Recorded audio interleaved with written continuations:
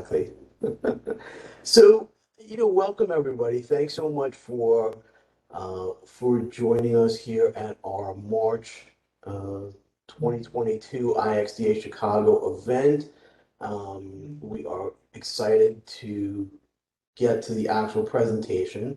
And if you've joined us before, you probably know that we just go through, a couple of slides and give everyone a heads up on some events that might be taking place uh, throughout the the internet. I don't think there's really too many in persons just yet, but any tips? I know that I see that most people are muted, um, and if you do want to chime in and ask questions, we'll have time for that at the end of our presentation. But you can also put something into the chat as someone is presenting, and they may be able to respond to that in particular question. So we are talking about the trends for this year. Um, and I'm going to let the panelists introduce themselves just before we start. But we have Petrula Elliott, we have Natalia Carlos Trevino, and Sheena Patel are all going to tell us what the trends are for this coming year.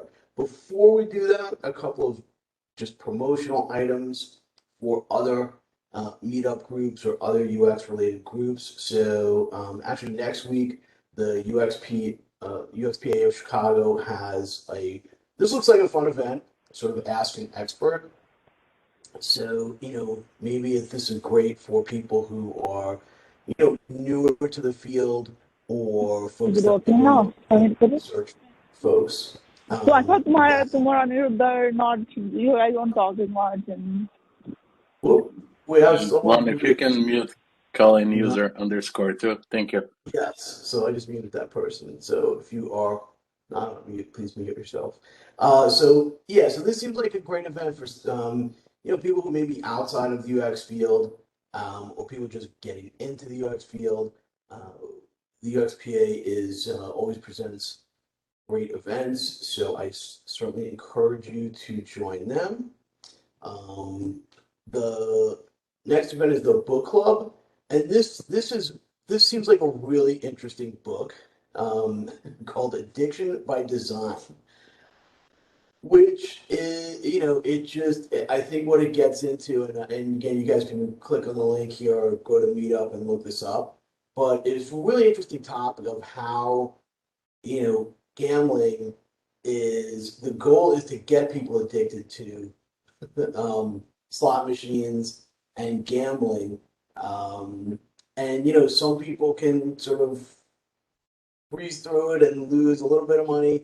Other people may have some real problems. And I guess the talk and the book probably get into some of the ethical issues, some of the design issues. So I think this was probably a really interesting event.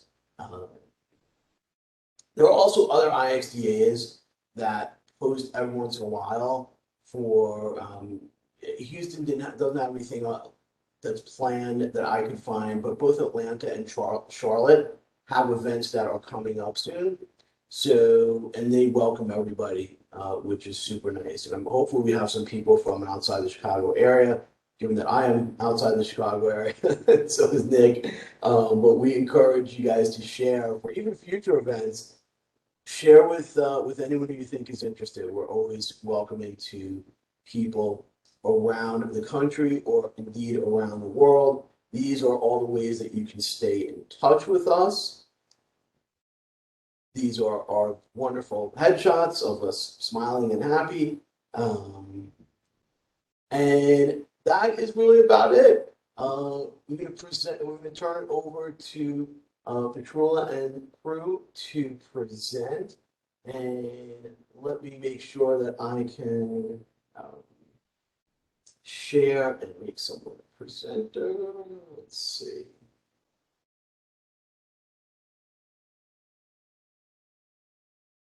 All right, Petrola, let me know if we are good technology-wise. I'm going to ask the question of the pandemic is, can you see my screen? Yep. Awesome. good. Excellent. Looks great to me. Okay, great. So we'll go ahead and get started. Like as Lon mentioned, these are going to be trends that Fjord works in a global space. So we look at trends that are happening within the country, but we also look and leverage our network. That's a global network from Europe to Southeast Asia to Latin America. And we take the time to take a look at what is common and what's happening in a global sense. So we'll go through, before we get into it, I'd love to give you a little bit of an introduction about myself and then allow the two other speakers to tell you about themselves. So my name is Petrula Elliott. I am a service and interaction designer with Fjord, based out of Chicago. And I've spent my career studying how everyday people engage with brands, products, and services while helping my team and clients work differently with a human-centered lens. At Columbia College, I focused on sculpture with contemporary criticisms, and then I spent years pursuing careers and opportunities across industries that span from fine art to wellness to retail. I specialize in design research, and I have a passion for creating stories that inspire, that delight, and that are actionable. I'm going to go ahead and let Sheena introduce herself. Hi, everyone. I am Sheena Patel. I actually recently joined Fjord in the last 6 months or so. I joined as a business designer at the Chicago office. I have a background in product management and digital strategy. And after working for a couple of years in that space, I realized I kind of discovered design thinking, and I was so passionate about it that I decided to go back to school, where I got my MBA and Master's in Design Innovation at Kellogg in a program called Triple M. And after that, I went to Fjord, where I decided that I wanted to continue on my career as a business designer, which would allow me to basically marry those skills of really understanding everything from design research to prototyping, but being able to provide the business lens on how to bring those products and services to life in a way that makes the most sense for our clients. I'll hand it over to Natalia. Thank you, Sheena. Hi, everyone. My name is Natalia. I'm originally from Monterrey, Mexico, but spent a few years in Savannah, Georgia, because I went to school there. I majored in industrial design, and I graduated from Savannah College of Art and Design, if any of you are familiar. Had a great time and also spent some time learning about service design. That was actually my minor, and then did a couple of projects there around that. So kind of spent half my time in industrial, half my time in service, and eventually decided that I wanted to focus in service design, and that's what I'm doing right now at Fjord. I've been a service and interaction designer for Fjord Chicago for about 8 months now. And I mainly want to design services that enhance the life of diverse communities, and also playing around with that tangible and intangible experiences lens. So it's a little bit about me, and I'll turn it back to Petrula. Awesome. Thank you. So we'll talk a little bit about the trends, right? So the last 2 years has been filled with disruption. The choices that we make, we realize have an impact on our world, and it can impact not only our world, but the structure in more ways than we can imagine. We just start facing up, and the past 2 years has allowed us to start facing up to the impact that we're truly having and recognize that we can't go on behaving as though we are detached from nature. In this year's trends, we covered shifts in relationships with brands, with places, with colleagues, society, and places. All of these things kind of are the threads that form the new fabric of life. So we had 5 major trends, and we'll go through them one-on-one. So you'll hear a little bit from 1 or 2 of us on each. Again, I encourage you to, if there's any questions that are coming up during it, please feel free to pop it into the chat. Natalia, Sheena, or myself will be able to kind of flag it and let us know if there's something specific that we can address in the moment, but then we'll open it up a little bit more at the end to kind of get your responses and create a little bit more of a deeper dialogue.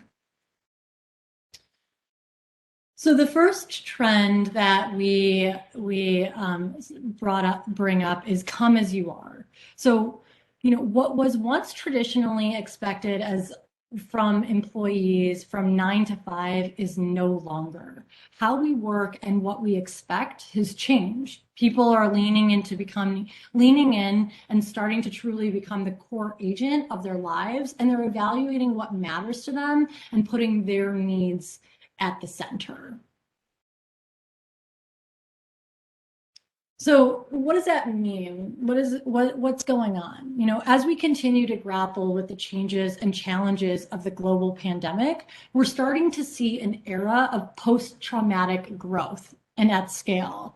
There's a huge impact on the relationships that people are seeking. They're seeking deeper connections. They're open to new possibilities. They want a greater sense of personal strength as well as a deeper appreciation for life.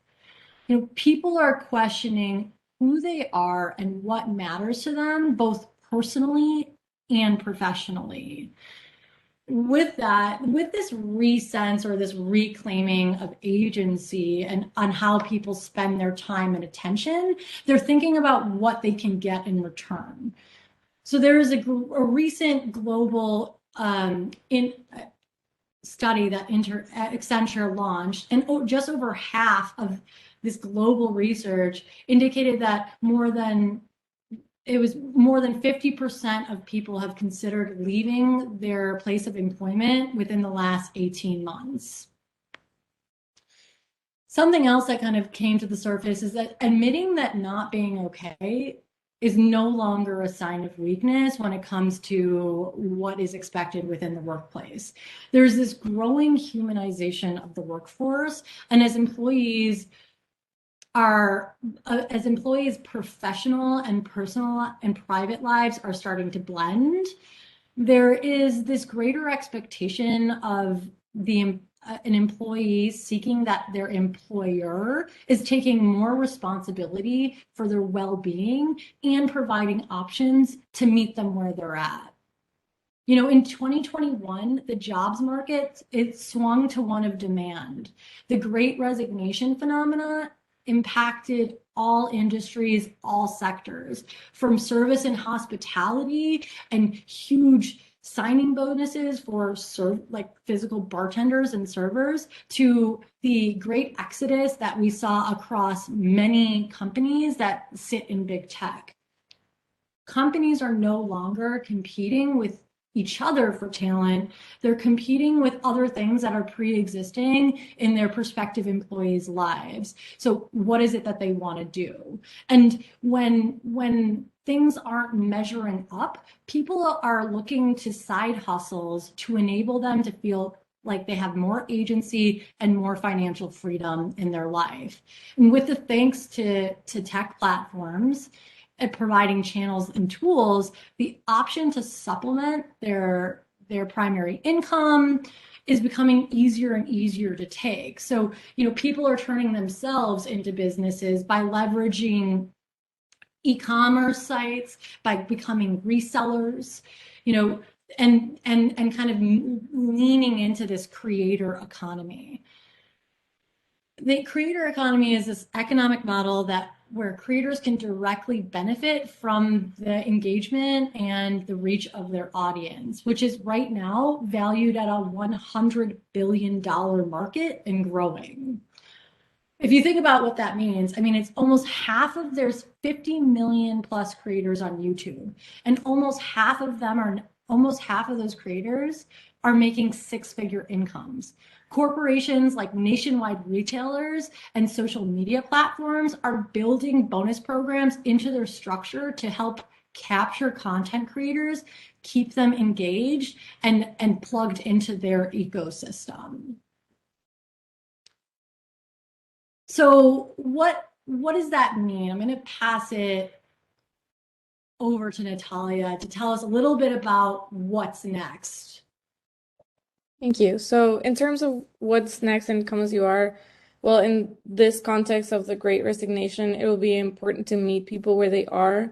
And as organizations respond to this shift in people's aspirations, we need to look at the new ways that they live, that they want to live, and how they're reclaiming their new sense of agency.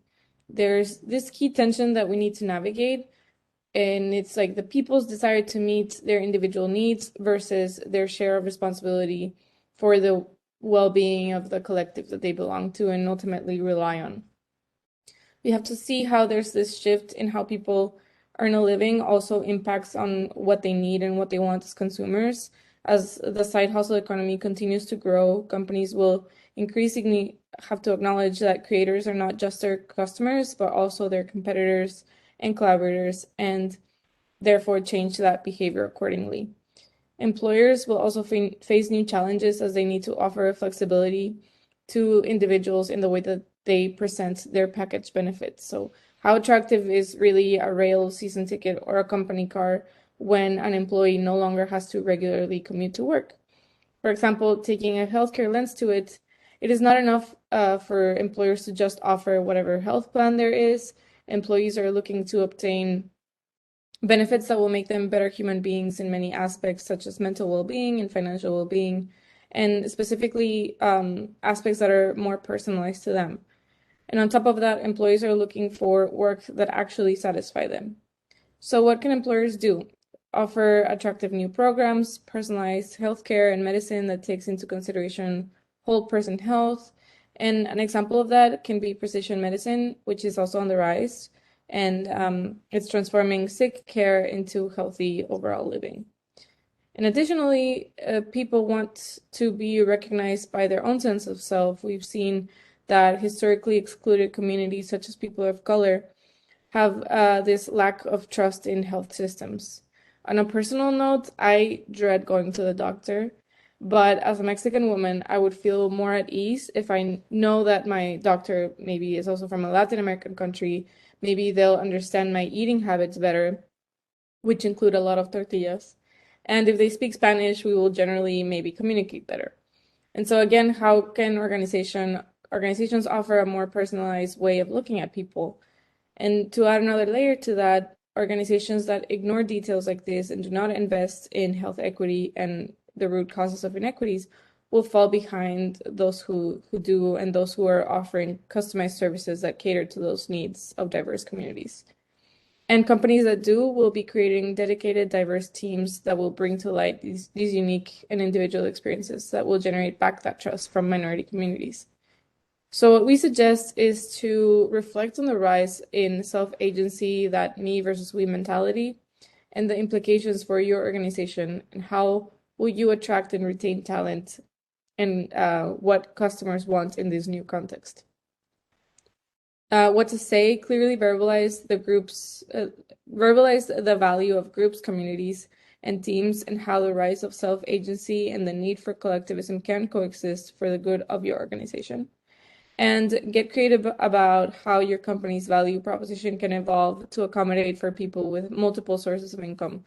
Act on any weak spots within your organization to ensure that your employees don't walk away. So for the next trend, I'll pass it off to Sheena. Great. So what do we mean by abundance thinking?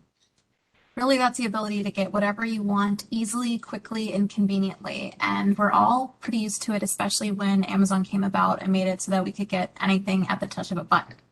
But that was also followed by other large retailers like Walmart. Has it really been the case recently? We've seen a lot of scarcity. We've seen a lot of supply chain disruptions, inflation, worker shortages, and climate change disasters.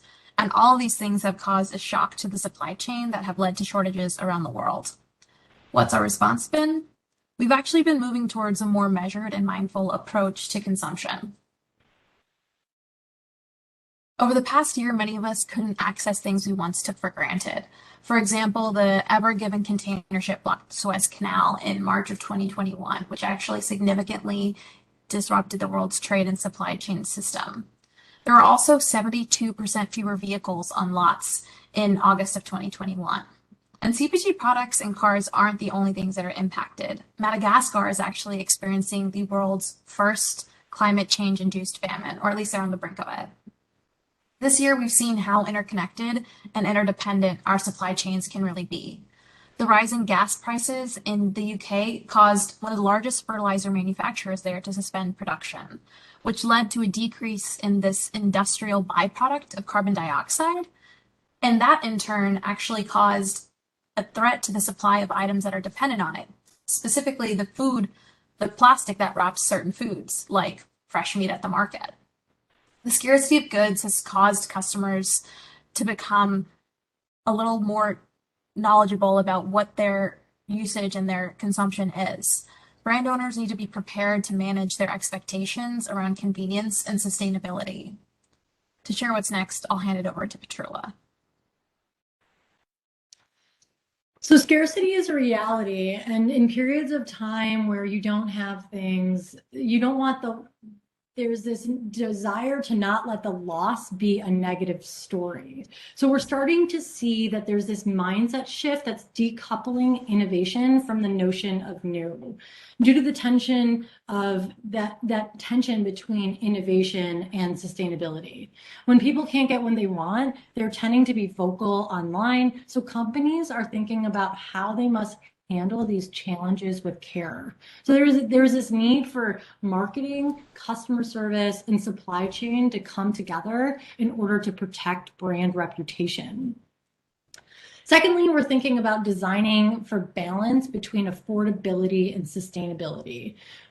That will be the next big opportunities for brands to break new ground. For sustainable behaviors to stick, brands are going to have to think differently. There's this notion of a movement of the right to repair that's rising.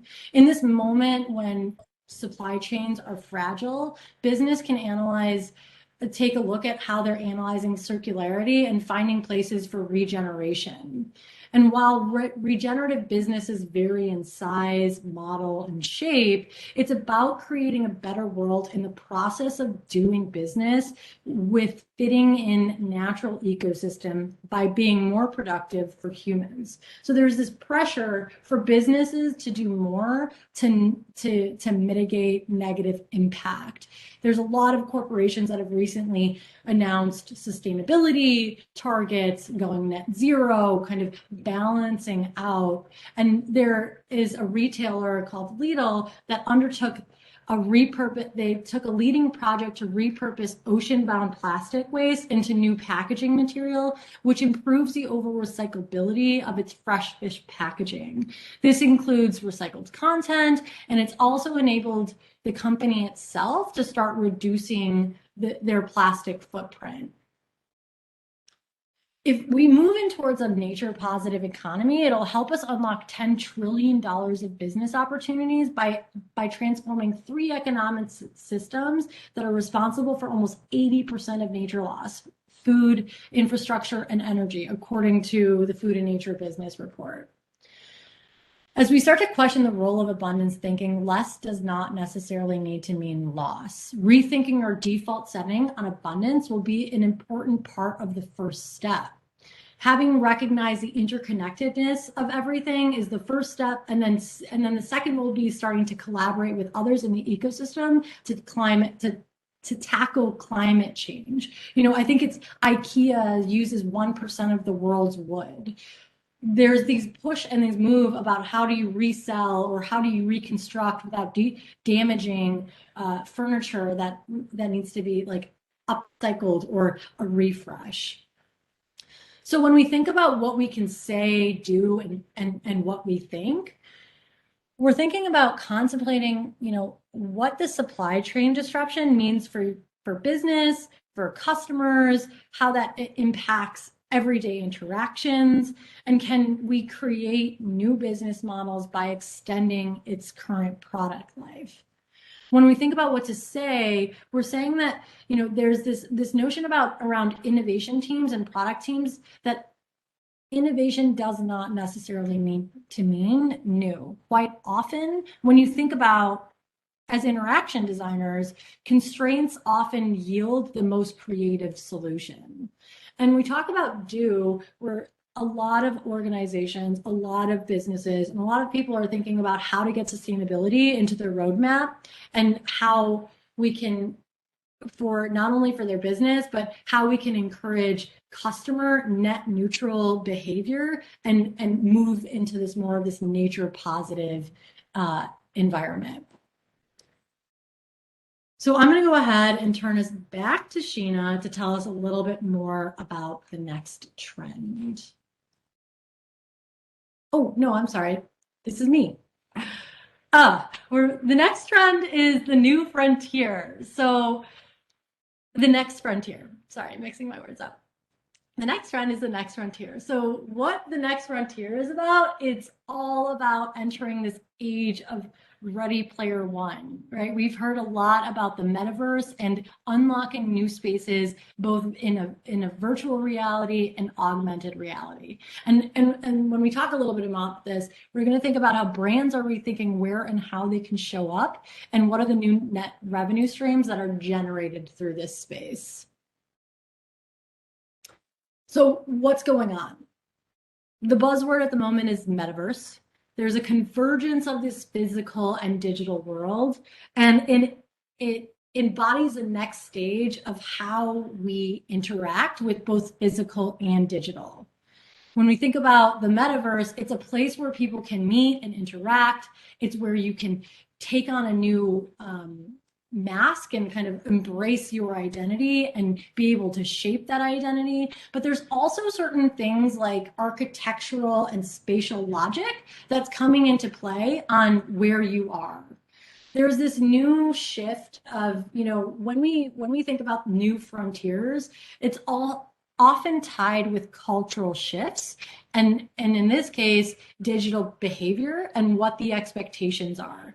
So how does a brand find success, and what and how they choose to show up is going to be a big consideration. The gaming space has kind of been the forefront of this. There's spaces like Fortnite that have kind of redefined how to do a concert and communicate and build community in a lockdown world. But what we're starting to see is that people are going into the metaverse and they're leaning into this VR AR world. They want to compete, they want to achieve, they want to connect, and they want to be deeply immersed in story. What's also interesting is it's really a new place to make money, and new jobs are creating. So like thinking about the creator economy, we're thinking that's kind of foundational in this space. I literally yesterday used my Oculus to do a workout in a world that seemed I was like in clouds, and someone was kind of telling, and then I like swung my hands like I was almost in this Beat Saber but I was also still working out, and thinking about who is behind that, who are the creators that can kind of help propel these new experiences, from developers to influencers to the funding from specific brands and corporations. There's also this consumer to consumer commerce that's being a little bit more prevalent, and how people are using what they do in the metaverse and what they're doing in this digital world to kind of support who they are. Something else that's really been a trend is that when we are engaging in things like the metaverse, it's not just about an individual experience. It's about looking for this multiplayer connection for non-gaming activities. Recently, I talked to someone who was with the Oculus watching Netflix with his girlfriend through an Oculus, sitting on the couch together, being in a virtual reality world, watching a Netflix together in the virtual reality space. So what are the ways that you can unlock and create new experiences in this digital realm while leveraging 3D and augmented reality? Facebook recently rebranded as Meta. They are investing heavily in VR and the opportunities, and they don't really know what's to come. And Punch Drunk is another really immersive theater group that's located in New York and London for the show Sleep No More, which is allowing people to wear the VR systems to kind of move beyond traditional theater. what's really interesting is that there's this opportunity to decide who we are and how we show up. And brands are really experimenting it. On the screen, you can see a little bit about how Burberry's launched its first digital collection in some of the mythical games. Visa recently bought a piece of digital art and added it to its collection, and it was one of its first NFT purchases. TikTok launched TikTok World, and so there's this new platform to host and create events. The metaverse is less about unicorns and fantasy, and it's more about this opportunity to escape and spend time in a new space that is an extension of real life. So what's next? So, we're long from the days of we're in Web 3 now. We're moving from Web 1, which was you put something in and you ask Jeeves a question, into this new creative, unpredictable world. We know that we're in this period of timing where we're going to be questioning and experimenting on what is possible, and there's going to be a lot of trial and error, but there's a huge focus on user experience.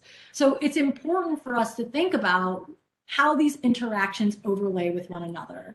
Interoperability is something that we desire, but it's a little hard to figure out. There are like 200 companies in the space going after this space. So what does that mean? Like, if I buy the Burberry digital, is it going to look as good with a Google Glass versus an Oculus? How is that going to translate? There's this notion of what are the standards that are going to be developed, and how is that going to work seamlessly in your everyday life? And then there's the question on, like, do people really actually value digital products? Right? Like, there's a lot of consumption and there's a lot of assumption that's happening right now in the metaverse, but we're trying to figure out, is it physiologically healthy, right? Like, are people leveraging it to do the workout, or are they leveraging it for other things? Embedding ethics is super important. We're in the age of filters and avatars and misinformation, and there's this desire from everyday people for the internet to be better, and we want to be better. Also, what is the impact on the global scale? An NFT right now, they're still working, but to just create an NFT, an exorbitant amount of energy is produced, and it has a huge ecological impact. So how can it's about the same amount as driving like 500 miles in your car. So whatever may happen, we know that there's infinite potential, but it's really important for this time for us to start exploring, for us to test, innovate, but also think, what is the impact overall?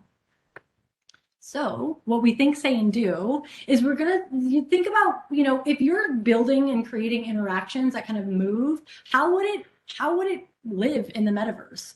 What are the experiences that you want to create and enable through this digital space, right? Like, we're saying that, what we're looking for is, we want to ask people, especially younger people, like, what are the games they're playing? What are the things that they're looking for? What are the experiences that they want to have more of, and how they want to learn online, what they believe the metaverse's potential is going to look like. And we encourage people to come at it with curiosity and playfulness. But like I said in the slide before, integrity, ethics, and care is going to be super important as we venture into this new space. Now, with that, I'll pass it over to Sheena. Great.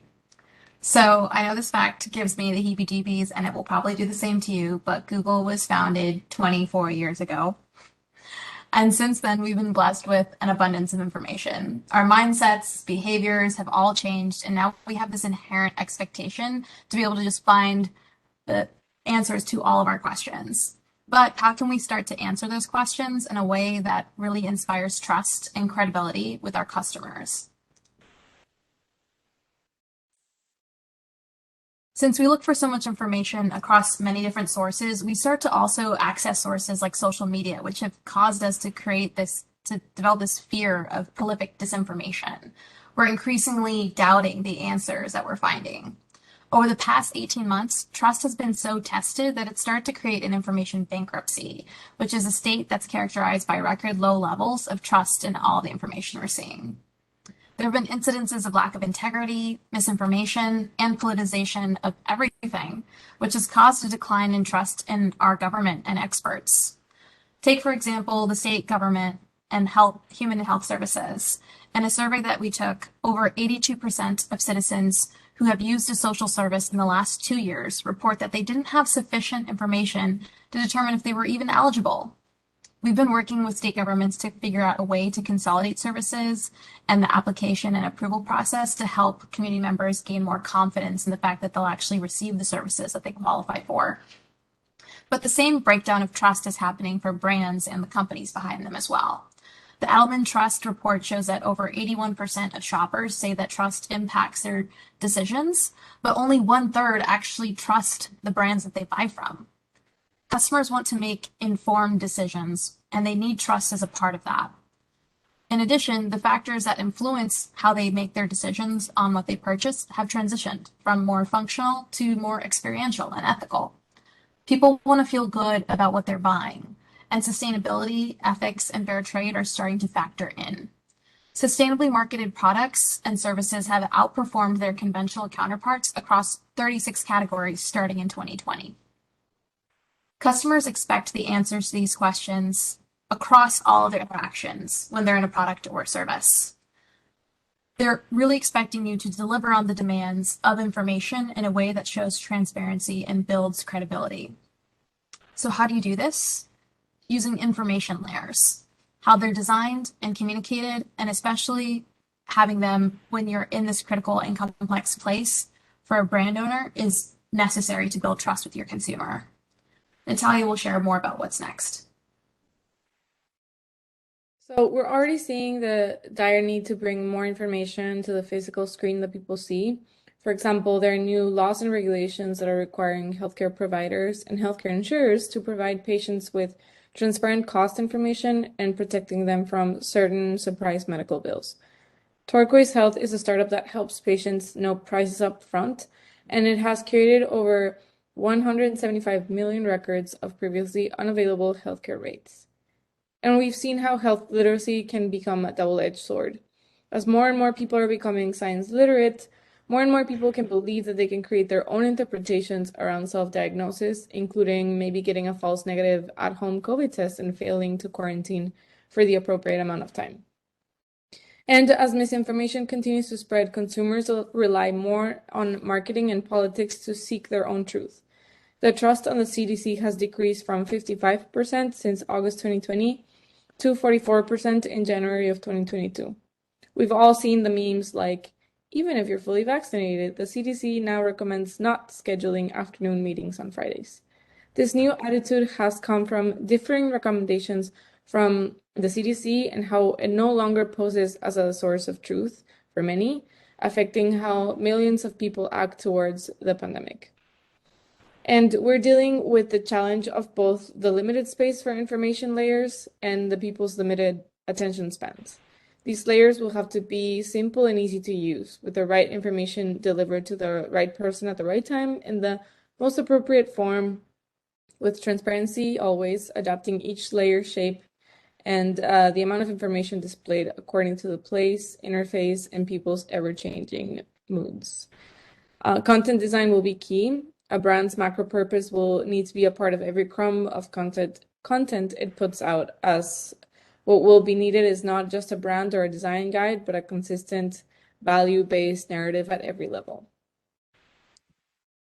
So in terms of what we suggest is that organizations should keep transparency and simplicity as guiding principles when designing, making available all those layers of information in the ways that consumers will value them, gauging the best ways of communicating to those who wish to see that information. We should aim to create sources of truth that align to not just a political party, but based on radical transparency, equity, considering different populations that might see it, tailoring the message and the context to specific needs of different communities with various levels of educations and backgrounds. So in terms of things they do, so research the types of questions customers are now asking in and of your industry. Outside of your sales channels, consider where people go to get that information about your company or your products, and how you can create information layers that mean they don't have to go anywhere else. Tell your customers that you want to make sure that they feel confident buying from you by giving them more transparency and information at the point of sale. And design new information layers to build trust with your customers and communities. Improve your commitment to answering your customers' ever-increasing questions about your product and services in ways that are easily discoverable both inside and outside the sales channel. Use data to understand as much as you can about the layers each customer is seeking. And I guess we can move on to the next trend, the last one, handle with care. Care in its all forms became more prominent in 2021. Self-care, care for others, and the service of caring. A developing understanding and empathy around mental health issues has propelled care up to the workplace priority list, while disruptions to care services have increased the load for those who care for others. Regardless of their connection with health, organizations must now define how they embed care into their practices and offerings for employees, customers, and wider society. So in terms of what's going on, people need support. Society is accepting technology as a channel and solution for care and growing more and more comfortable with using a combination of physical and digital channels. So brands are responding with hybrid offerings. The pandemic forced some aspects of health that were once private to become public as people exchange our vaccine data for access to public spaces. Increased awareness around mental health has elevated the need to care more for ourselves and is a trending signal from our design studios. Those that take care of others took on more responsibilities on top of the busy lives that they already lived pre-pandemic, as services for those they cared were reduced or disrupted. And we've also seen a disruption in people's needs that are outpacing the speed of traditional healthcare insurance companies. The focus of care is expanding beyond the health industry, as traditionally non-health businesses and services are finding new ways to show care to their customers. Direct-to-consumer health companies are providing those unique care experiences for all kinds of people. Companies such as Curology and Hims are solving for specific needs. And as investor Ike Ho said, there's no room to hide with direct-to-consumer health. You either have a good product or you don't. And we've also seen the rise in virtual care. We expect to see a hybrid. So technology's role in care is both as a channel and a solution. And as for some examples of signals for decline that are starting to show in virtual fitness offerings, Peloton stock hit an all-time high in January 2021. But after a year later, with people returning back to the gyms, the shares went down. And this is kind of why we've seen sort of a hybrid model starting to appear, and a rise in digital health startups. And finally, regarding potential in wearables and IoTs, Apple's app-based health sharing feature went live in September 2021, enabling patients to share their health data with doctors using electronic health record systems. And but there's still concerns with that health-related data, and people are still skeptical about security concerns. But Sheena, what's coming next? Sure. So care is a much needed way to create an emotional touch with your consumers that builds trust. What that looks like is identifying moments that matter, creating new services, and harnessing technology the right way. Care is a business challenge, but it's one that design can help solve. You can approach this area thoughtfully and with kindness and concern. Ways that you can start doing this is by expanding accessibility. Accessibility shouldn't be an afterthought or a compliance check, but try to incorporate this in design from the start. For example, while telehealth had benefited many, it actually created a barrier for many others, specifically our older generation who had a barrier to access. 15% of the world's population, that's 1.2 billion people, have some form of disability, and yet less than 10% of websites have accessibility features. Prioritize mental health and safety. Take responsibility for understanding the potential dark patterns that can emerge in your designs and your products, and their possible negative impacts on behavior. TikTok, for example, rolled out a well-being guide in its safety center, which shows primers on eating disorders, expanded search navigation, and opt-in viewing screens for triggering searches. Finally, you can also explore multisensory design to improve the inclusivity of your products. That extends beyond the prevailing focus on visual design and starts featuring ways to also appeal to other senses such as touch or smell. Social audio services like Clubhouse, podcasts, or even the use of voice assistants have all boomed during the pandemic. And that's most likely fueled by the desire to start creating a more intimate and emotional engagement away from screens. Audio is also highly influential. Sound can influence a person's desire to engage with or avoid a brand by 86%, according to one study. One example of this is Apple's new non-gendered Siri voice. It was recorded by a member of the LGBTQ community and has created a sense of welcoming and care that has helped people feel more adjusted to the app. Showing care also means protecting customer data. And with more digital health services, our intimate health data is more vulnerable than ever. Showing care is also a priority of the public sector. There's been a recent renewed focus on ensuring that the government delivers on its promise to serve its people. In December of last year, there was an executive order titled Transforming Federal Customer Experience and Service Delivery to Rebuild Trust in Government, which is basically this mandate focuses on this idea that they need to ensure equitable access to services. It's a tall order, but it will help simplify processes and ensure that accessibility standards are met. These processes will help people access these services across multiple channels and also help people who struggle with literacy or transportation and much more. Regardless of industry, we need to make space for being more able to practice care. It's not enough just to talk about it. We need to redesign the systems of care. So what do we suggest? In terms of what you can think about, treat care as both formal and informal. Acknowledge that it's important, but also emotionally taxing. Consider how you can develop products and services and your measures for success around the needs of the people that have care as a part of their daily work. Communicate that care is not transactional. Define what care means for your organization and use it as a guiding principle in your design work and communications. And finally, what you can do is start decluttering your organization of things that most frustrate your employees and your customers. Look for ways to minimize the noise. This could be things like communications, internal processes, external products and services, and try to focus on giving people more time and space for the things that matter. I hand it over to Petrula to close us out. So that is a summary of the 5 key trends that we've identified for 2022.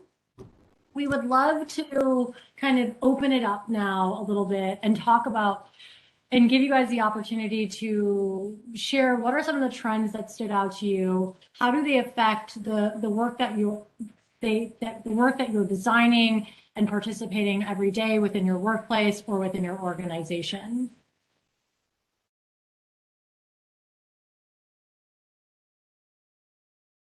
We'll open it back up to the floor. If folks have questions, feel free to just pop in, turn your video on, and ask away.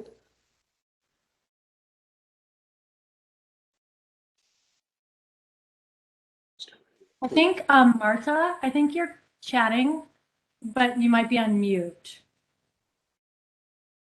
Or you might not be talking to me.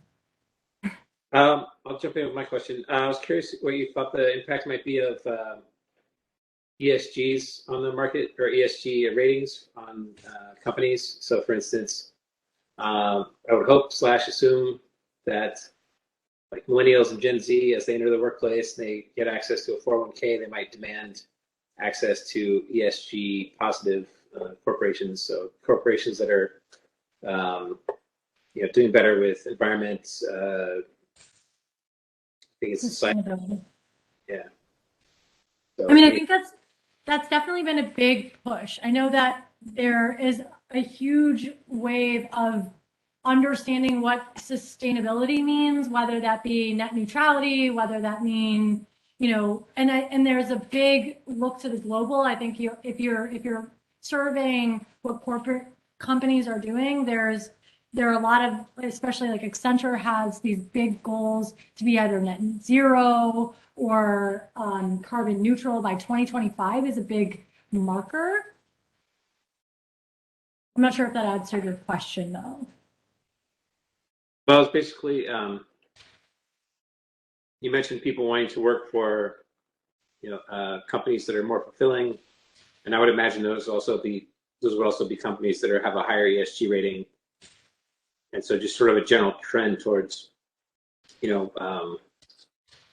organizations that are more considerate of those instead of just next quarter's numbers, they're also thinking about how to improve their ESG status, and so that makes them a more desirable employer, as well as, for instance, in people's 401ks, they may want to invest in ESG funds, which they may not, or ESG positive companies, which I think it's, at least I haven't seen it available yet, but I'm hoping that, as employers, when you add funds to a 401k plan, it will include consideration for just investing in ESG positive organizations. I think that's interesting. I personally am not 100% aware of the trends around that, but I can't imagine that is not something that's, especially in these larger organizations, and, and thinking a lot about moving towards the future and in an eco and a net and neutral or positive space. I think that would be I would agree. I think that there's probably a push to that, but I could do a little bit of research and see if there's anything specific that pops up and kind of direct you a little bit more to some articles that come up specifically. Yeah, I was coming up yet at all in terms of finance or banking or just hiring or people looking for using it as a filter to find corporations to work for that are more trying to do more. Thanks. And if I can add something, I think, again, I don't know about from research, but from my personal experience, at least when I was applying to jobs, that was like something that I had in mind. And like you said, maybe it's a Gen Z or a millennial thing, but I definitely did have that in mind. And I think that also can relate back to the "this much is true" trend, that making these layers of information available to the people seeking that information. So if that's something that, research proves that people are wanting to know in terms of whether to work for an employer versus another, I think the key there is to be transparent about that kind of information.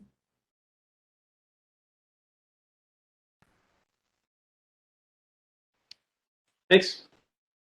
Hey, this is Chad. Following up on Andrew's comment there, like it's interesting that perspective of sort of like what company you want to work for and things like that, but on the sort of more like commerce side of things, it feels like it's a two-sided economy, right? It's companies that do right are and promote it get more customers, and then customers who demand it.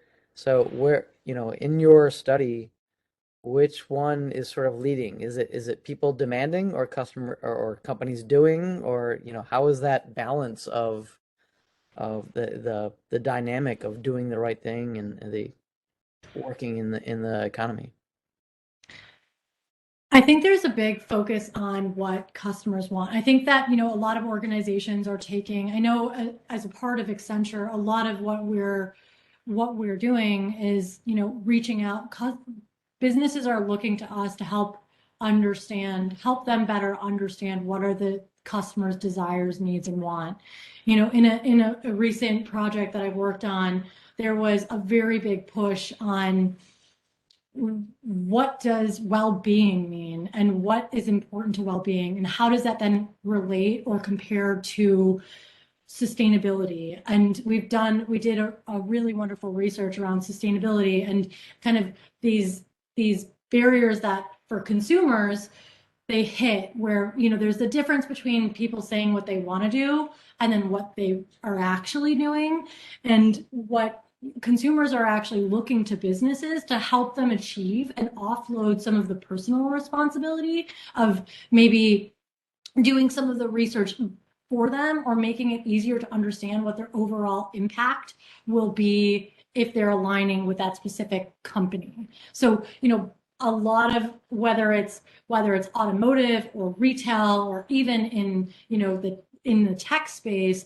there is a lot of questions for businesses that are reevaluating what their approach is when it comes to sustainability, when it comes to well-being, even and just general impact. So I would say, if I were to tip the scale on who's driving that, I mean, ultimately, the products and services that businesses and corporations are putting out has a huge impact, but there is a big push for understanding what priority is most important to the specific customer that they're creating for. Yeah, and I would also add that like the way that has kind of come to life is that when the consumers are like over the last several years, consumers have become more and more sustainably minded, and that's been coming to life by voting with their dollars. And so really when there was a noticeable trend in this, more and more companies start to respond to that. And that was happening even before the pandemic and some of the shortages that we have seen and experienced, but it's definitely been a little bit of an accelerator in really understanding, your access to things has changed. If you remember the Marie Kondo moment back in the day when everybody wanted to Marie Kondo everything and that actually overwhelmed the waste industry and all the Goodwills were completely inundated with all of this product that people were trying to get rid of. And I think that actually had also probably an impact too to how people perceive how they consume products and so how they conceive like product.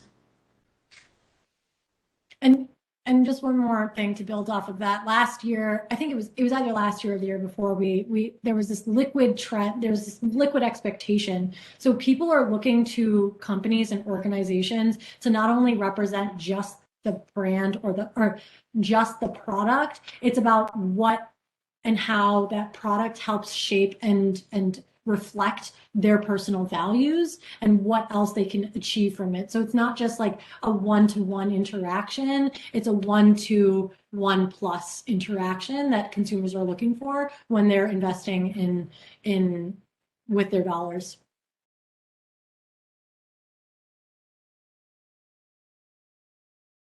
All right, thank you.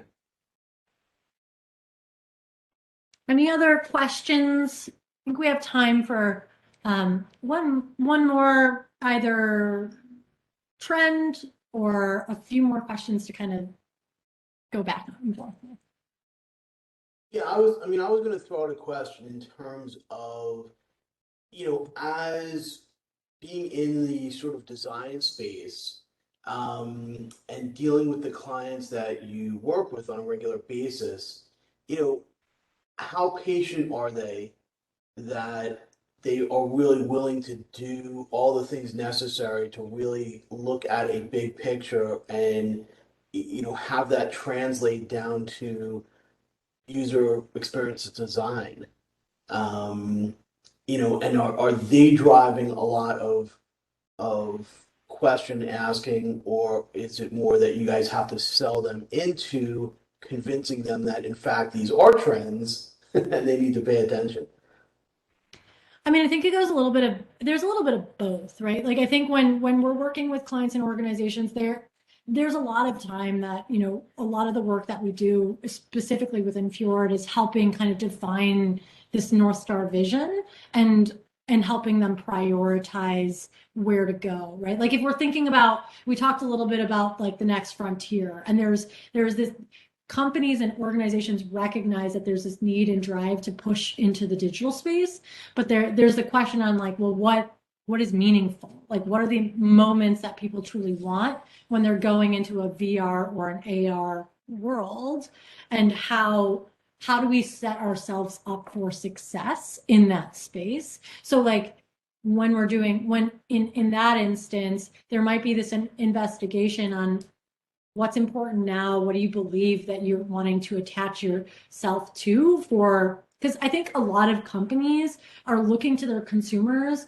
for and consumers are looking to their companies for lifetime value. So like, how is it more than just a transaction and a one-stop shop or like a fly-by-night? And, you know, it's not remiss to say that companies, the most loyal, the most loyal customers are the ones that also are spending the most. And it's not because it's not the other way around. It's not the ones that spend the most or the most loyal. It's looking at how to create a space where their consumers are going to want to come back and continue to build and deepen their relationship.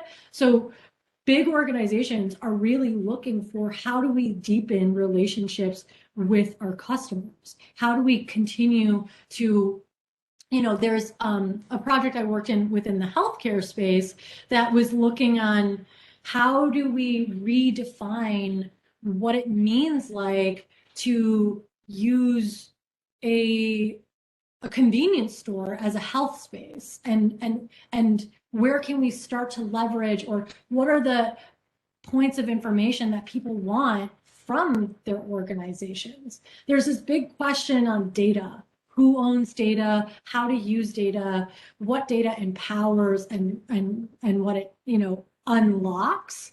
And that's kind of a way, if you're thinking about like bridging these ecosystems, companies want to like build this ecosystem that's going to support their consumers with what they want. So there is a little bit of tell us what's important.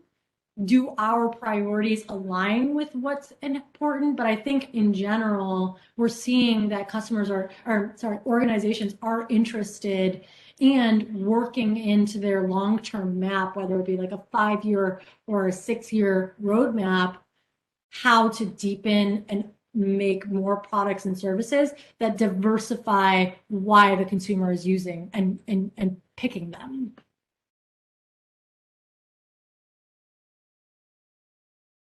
Okay, great. Yeah, that was lots of good detail. So very much appreciated. Any additional questions from? I'm not sure if anyone's dropping anything in the chat. For whatever reason, it's not showing up. So I just want to Yeah, call just that look. out. There's a couple of other questions. We will have video of this that I'll post on YouTube in the next few days. Yeah, if there are no more questions, I certainly want to give you guys an opportunity to talk about any open positions. Yes. And then and then also if anyone else has open positions, they can feel free to raise their hand as well. So just a quick, Fjord is a part of Accenture. Accenture is a global professional service company. We have over 600,000 employees all over the world, and Sheena, Natalia, and I sit within Accenture Interactive and specifically Fjord. So we think about a lot about designing experiences, transforming, a little bit of organization transformation, and we think a lot about the customer journey. Within that, that's where like interaction kind of comes into play. There's opportunities for, the build and the bringing to interaction to life within a more traditional user experience space, but also in a service and the touch points, and thinking about the broader ecosystem on how to kind of create products and services that feel relevant. So some open roles that we have right now, we are currently if you're interested in Accenture and you're not, I know there are people here that aren't Chicago. It's not just Chicago, but in Chicago and in Fjord specifically, if this type of work sounds interesting to you, or if you want to know a little bit more about it, we're looking for visual designers, we're looking for service designers, specifically interaction designers, and design researchers. So a little bit a little bit of a mix across the board. So if you're wanting to know more, I would definitely you could feel free to reach out to myself, Sheena, Natalia. We're all on LinkedIn. We can kind of route you to the right space, give you a little bit more about our personal experience working there, if that's of interest. Okay, great. I know Nick, if he is still on, had a couple of opportunities that he wanted to share. Cool. I'm not I sure just if posted them on chat. Okay, great. Yeah, so Zoom Care and then Momentum Design Lab. Anyone else with open opportunities? I do also. Hi everyone, I'm Molly. I'm from Publicis Sapient. Thanks Accenture for a really great presentation. Thanks Lon for helping put this on. I do have a link I can share, and even if you're not interested in Publicis Sapient, but if you know somebody who is, I'll drop my email in here if you want to contact me on how you can get a $1,000 referral bonus. But we are hiring for experienced design lead and for visual design leads. So if you want to take a look at that link, and I will also put in my email address in here. Excellent, thanks, Molly. I think seems like one of the trends is, and you guys touched on it a little bit, is that the wide assortment of job openings in our industry really contributes to people sort of demanding some of the things that we talked about, at their job. And it's exciting. As somebody who's been doing this for the number of years that I've been doing this, it really is exciting to see how many organizations are really taking user experience seriously. And I think that shift seemed to happen in the first 6 months of the pandemic, from what I saw, in terms of some of the clients that we deal with, who are all, giant organizations. They really had to pay attention. They got more serious about user experience design. They got more serious about analytics and understanding their users. Um, and I think that the trends touched on a variety of areas where it's important to pay attention to these things. I'm old enough to remember when companies like Xerox and Kodak were the biggest companies on the planet, and they weren't paying attention. And